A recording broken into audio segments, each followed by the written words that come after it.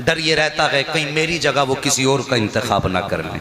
उन्होंने चुना है, ये उनका करम है, वरना मुझसे कितने बेहतर ज़बान वाले मौजूद हैं, मुझसे ज़्यादा कितने फसीह व बलीग गुफ्तगू वाले लोग मौजूद हैं। उन्होंने नौकरी के लिए मुझे चुना है, ये उनका करम है।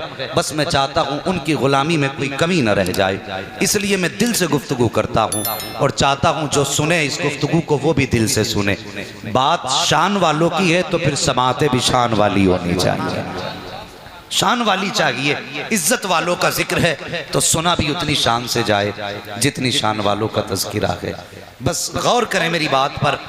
मैं अक्सर जलसों में जाना हसन भाई रहता है, कोई किसी तरह का ताना दे जाता है, कोई किसी तरह की बात कह जाता है। तकलीफ तो होती है, लेकिन जब ख्याल आखिरत का आता है ना तो कलेजा ठंडा हो जाता है, दिल ठंडा हो जाता है। अभी एक कमेटी आई, हजरत कहने लगी, हजरत क्या बताएं, हमारे गांव वालों के पास हम चंदा लेने गए तो किसी ने ये कहा तुम्हारे पेशे हैं, किसी ने कहा धंधा बना लिया है, किसी ने कहा तुम्हें यही काम है।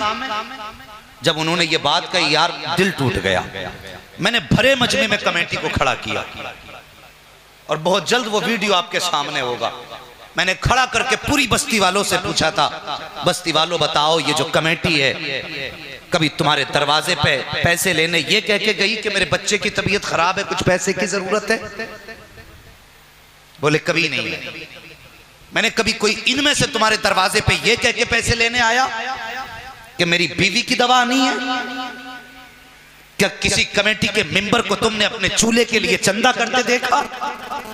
कोई जवाब नहीं था। और यार ये कौम तो इतनी गैरतदार है, लोगों ने लॉकडाउन में देखा कितने घरों में 4-4 दिन चूल्हे न जले लेकिन जबान पे कोई शिकवा नहीं आया है। कितने दिनों तक लोगों के बच्चों ने फाके किए हैं लेकिन चेहरा देखने वालों ने अंदाजा नहीं लगाया कि इस बच्चे ने कब से नहीं खाया है। और यार हम तो उस गरीब नवाज के मानने वाले हैं जिसका बेटा मकतब जाता है तो चक्कर खा के गिरे। बच्चों ने कहा था बताओ तो सही बेटा तुम्हें चक्कर क्यों आया है? बच्चे ने कहा था हमारे घर में 8 दिन से खाना नहीं बना है, आज भूख की वजह से चक्कर आ गया, कमजोरी ने खड़ा न होने दिया, इस कमजोरी की वजह से गिर गया। अल्लाह अकबर। जब ये ख्याल आया है कि कमजोरी की वजह से गरीब नवाज का बेटा गिरा है, लोगों ने दस्तरखान फैला दिए। गरीब नवाज की चौखट पर दस्तरखानों की लाइन थी, तरह तरह के इनामात थे। गरीब नवाज ने दरवाजा खोला, क्या देखते हैं दूर तक खानों के दस्तरखान है। आपने फरमाया कैसे किया?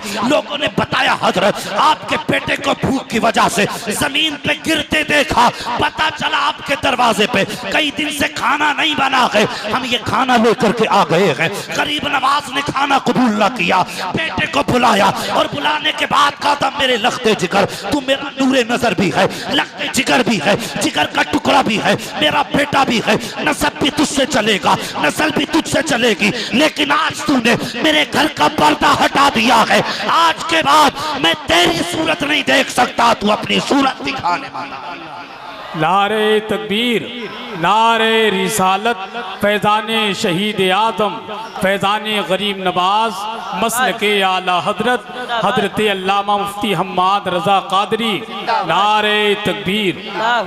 ओ यार हम तो उस गरीब नवाज के मानने वाले हैं कि अगर 8 दिन बच्चा फाके रहे तो पड़ोसी को खबर नहीं होती और ताना देने से पहले सोच लिया कर खुदा की कसम ये तेरे दरवाजे पे जो 10-10 रुपए लेने आए ना, ये इसलिए नहीं कि बच्चों की दवा करानी थी, इसलिए आए थे। और यार तू ताने देना है दे ले, हमें हुसैन की महफिल सजा के दिखानी है।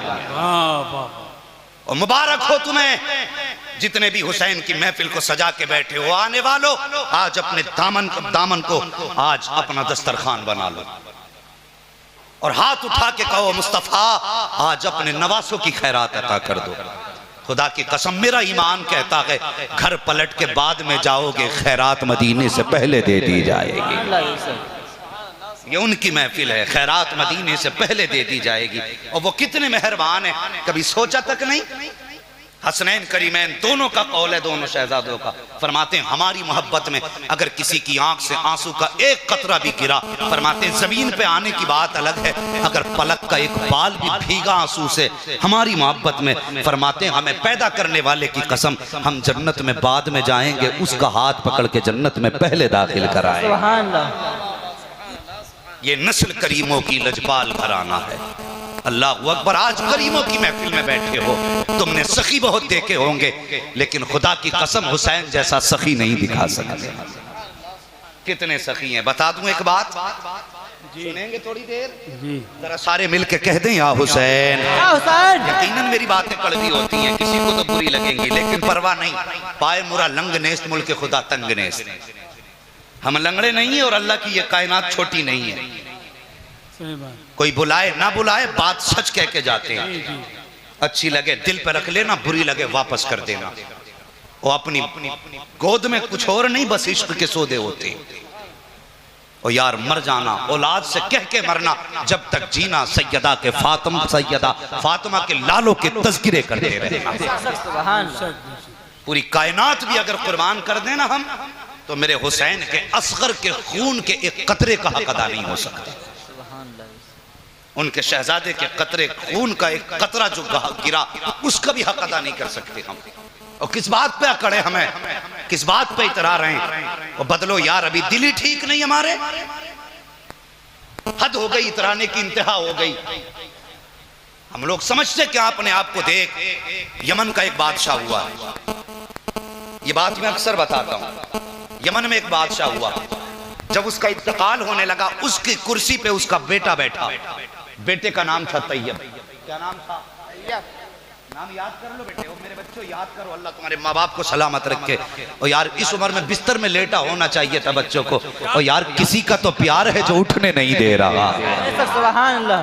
किसी की तो चाहत है जो जगह छोड़ने नहीं दे रही। और कोई तो है जो अपनी महफिल में पकड़ के बैठा है। अगर मैं कहूँ कौन है तो आवाज आएगी, महबूब की महफिल को महबूब सजाते हैं, आते हैं वही जिनको सरकार बुलाते हैं। क्या बात है भाई, तो यार कोई तो रिश्ता है जो हिलने नहीं बहुत देता। अच्छा, बहुत अच्छा, बहुत कोई तो है जो घर जाने नहीं देता। हर किसी को बाप प्यारा है, हर बच्चे को माँ प्यारी है। पूछ इस समाज से, अगर बच्चा रात को 1 घंटे के लिए गायब हो जाए, माँ बेकरार हो जाती है। दुनिया सो गई, मेरा बेटा नहीं आया। लेकिन पूछो इन बच्चों से, अभी तक माँ ने कोई पैगाम नहीं भेजा है। और न इन बच्चों को माँ की याद आई है। पता चला कोई तो रिश्ता है जो माँ से भी ज्यादा प्यारा है, बाप से भी ज्यादा। सुभान अल्लाह। कोई तो चाहत है जो हर चाहत से ज्यादा गहरी है। और ख्याल करो भाई, अल्लाह नस्लें आबाद करे तुम्हारी, उनसे प्यार करना। और उनके नाम पे अपनी जानें भी अगर कुर्बान कर दें तो गुलामी का हक अदा नहीं कर सकते, नहीं कर सकते गुलामी का हक। तैयब बैठा ना, जरा तवज्जो करें। उसने बैठते ही सबसे पहले हुक्म दिया, पुरानी फौज खत्म की जाए। आजकल अक्सर जवानों की कमेटी बनाई जाती है, क्योंकि जवानों के हौसले बुलंद होते हैं, खून में गर्मी होती है, जज्बे होते हैं। बुरा मत मानना सफेद बालों वालों, अल्लाह तुम्हें सलामत रखे। तुम्हारा साया हमारे सर पे बड़ी बात है, बड़ी बात है। सफेद बालों वालों का साया हमारे सर पे। मेरे हुजूर का फरमान है, जिसने मेरी उम्मत के सफेद बालों वाले शख्स की इज्जत की, गोया उसने मदीने वाले मुस्तफा की इज्जत की है। यह एहतराम है तुम्हारा हमारे दीन में, बुरा मत मानना। लेकिन कभी कभी बड़े बूढ़े कहते हैं, क्या जरूरत है इतनी लंबी महफिल की, देख बनवा के बांट लो। कुछ लोग कहते हैं, क्या फायदा, जलसे बराबर हो रहे हैं, कोई सुधर रहा है और तुझे ये मदरसा दिखाई दे रहा है।